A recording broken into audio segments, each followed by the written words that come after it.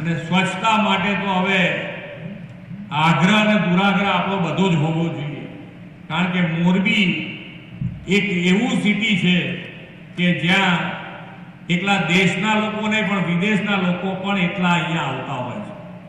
એટલે આપણે સ્વચ્છતામાં કે જ્યારે નેતા આવે ત્યારે જ સ્વચ્છતા થાય એવું તો ન જ છે, ચલાવી લેવાનું.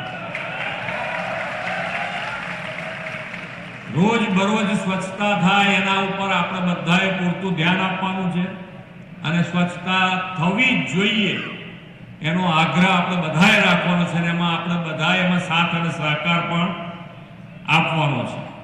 આપણે સૌ સાથે મળીને જે માનનીય વડાપ્રધાન શ્રીએ વિકસિત ભારતનો સંકલ્પ કર્યો છે, તો આપણે જો સૌ સાથે મળીને આગળ વધીશું તો વિકસિત ગુજરાત થકી વિકસિત ભારત બનાવીશું.